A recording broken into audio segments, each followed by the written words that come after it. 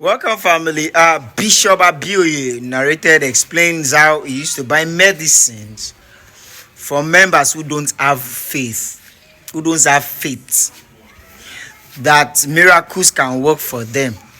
It's not everybody that believe that have faith. It's not everybody.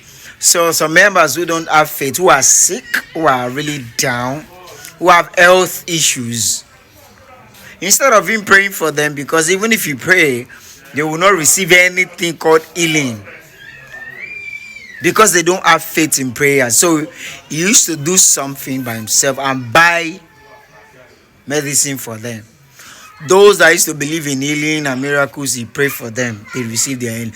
But there are set of people who don't believe, who don't have faith.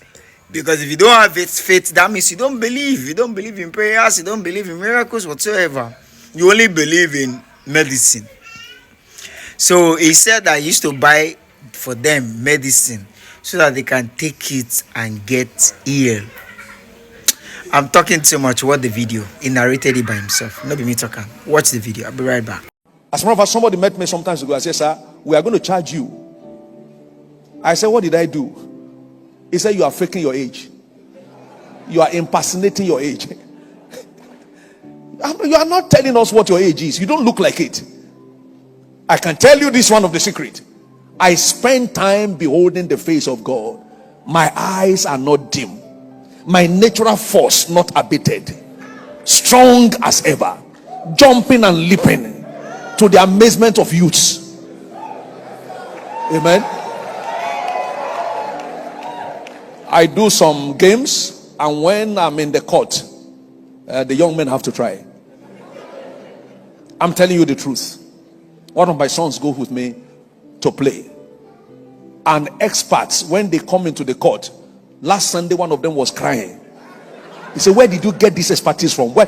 He said, please leave this thing for us now, because when I play and it enters your court, you'll know that you're in trouble. Sometimes some of them hold their back this way because I've made them to bend beyond necessary. Where did I get it from? I'm telling you the secret. How you can live sound health all the time, where you won't need to beg again. Oh God, heal me. It's a place of fellowship. It's a place of renewal, because when you are there, not only God is there, the angels are there massaging your body by reason of daily interaction. Now God is seated on the throne, angels are at the corridor. So when you are passing to meet with God, they check you like they use security guard gets to check if anything is missing in your body, so they can make it right for you. Amen. I've told you earlier, I'm speaking from the point of knowledge and experience. I don't live on drugs. And please listen to me, it's not a sin to do so. As a matter of fact, I buy drugs for people. I pay hospital bill. Some people come to me and said, I believe God. And when I look at him, he doesn't believe God. So I call one doctor. I'm sending somebody to, or I call him to come. Please, I hope you are coming with your injection. Help me choke him. Let him be alive. So I can have time to teach him the proper faith. There are people like that say, I won't use drug. I won't use drug. Faith is not I won't use drug. When I hear you say I won't use drug, then you need a drug. That's not faith at work. Amen. Say loud, amen. So I do all of that, but I don't live on drugs. How?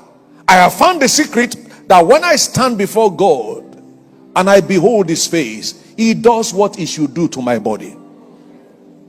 As he does it to my, because your spirit man is the engine of your life. So when your spirit man is in touch and fellowship with God, every part of your body responds. Renewal of strength. Renewal of strength. And if I may say something close to this, another benefit for fellowship is mental acumen, intelligence. When you are in fellowship with God, you are fellowship with his senses, with his mind. That's why those who spend time with God always operate in the dimension of wisdom that cannot be understood. Dimension of wisdom. The man God created was full of wisdom. to the extent that God didn't find anything to correct in what he did. He told them to name all the animals. He didn't make a mistake to give the same name to another animal. And when he brought everything to God, God said, that's right, that's right, that's right. Those who spend time with God becomes right like God himself. Error is minimized and to a point of elimination when you spend time with God. I believe that this is what made Jesus not to make error in choosing his disciples. God made them to see what he needed. Spending time with God takes you to the depth of wisdom that nobody can take you to. Think of Moses, so wise. God could trust him with the story of creation from Genesis to Deuteronomy. He wasn't there when God created the heart, yet he got it so accurately, including Noah's ark, the size of it. And the archaeologists have discovered that exactly the same measurement that Moses recorded is what it is today. Depth of wisdom. How? Fellowship with God. Fellowship with God will not only touch your spirit, man, it will touch your mind and touch your body. Say loud, amen. Fellowship with God. Think about David as highly intelligent. 2 Samuel chapter 14 verse 20. He was described in wisdom like angels. Angels means flawless, error free. Angels don't make mistake. Think of Daniel, sharp in mind, spending time with God.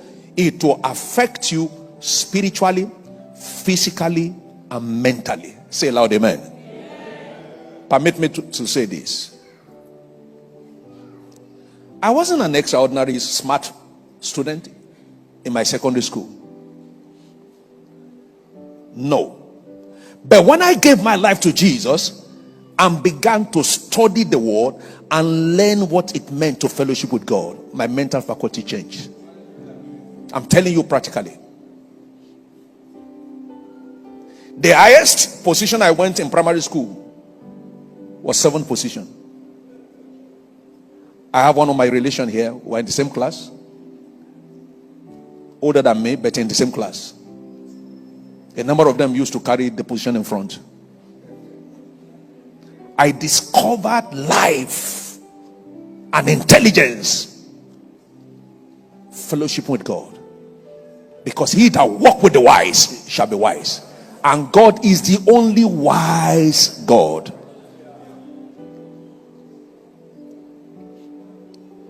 When I speak to business people today, from time to time they ask me, which business school did you attend? Because while they are operating by reading and creativity, I'm operating by inspiration.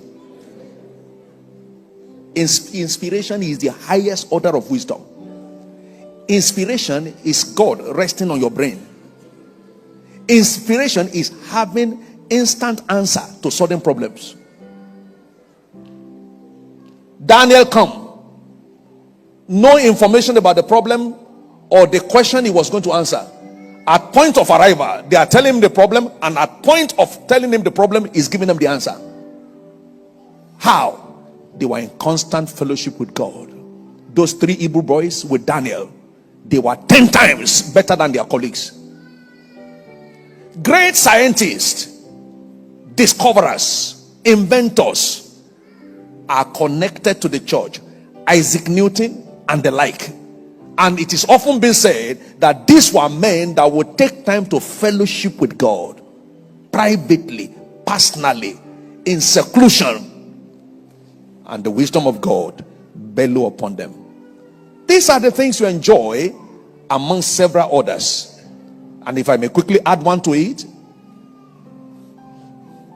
when you are in constant fellowship with God, you exude joy. Joy unspeakable, full of glory. Many people have asked me, you are always smiling, you are always excited. I have no choice. Where I am coming from, there is no sorrow there. He that is seated in heaven shall laugh. You can't be seated together with God and be looking defeated, looking moron, looking cheated, not knowing what to do. You are full of life, full of smile, full of excitement.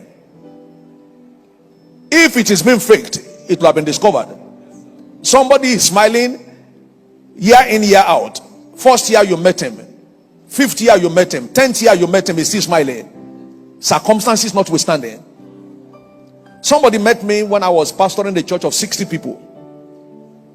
And a few years after he met me, when by the grace of God, I was privileged to pastor in a church of 6,000. And after the service, he came and met me and said, "Sir, you have not changed." I said, "What do you mean?" He said, "The same excitement, the same joy, the same. I've never been disturbed pastoring a church of 4 people. 4 was good enough for me. 40 was good enough for me. 60 was good enough for me. It doesn't tamper with my joy because I have personal fellowship with God. I'm excited not for things, not even for people I see, but for God that I know." Say loud, amen. For the God that I know. I want you this evening, my beloved brethren, as you go from here, please create time with God. When you give your time to God, He takes care of everything that you cannot give your time to. Every other thing, He handles them for you. Hear me again. God doesn't need anything from you. I didn't say you shouldn't give Him things, but He needs you. He wants you. He created you so He can have you. He created you so that you can relate with Him. He created you so that you can fellowship with Him. Come back. He said he doesn't use drugs. Some people who even try to come and say, "Yes, I won't take drugs," but he knows that they need it. Whenever people say, "I don't need drugs," it's a lie. You don't have faith, so you call doctor to. That's good. Telling us the truth. Good. So later you teach them faith whatsoever. Anyhow, what do you think about this video? Drop it in the comment section. Let's interact. If you have faith in God that He can heal you without you taking drugs, fine, It can work for you. And if you don't have it, believe you take drugs and still have faith that God can use that drugs to heal you, it's still the same. It's still same faith. It's just that money will be spent in that way or the other. So faith is faith. Whatever you believe in works for you. That's why you see the Hindu people, the idol worshiper, they believe in those things and they feel it works for them. So, but Jesus Christ is the only way. All right, thank you for watching. Don't forget to comment, subscribe, and share. God bless you.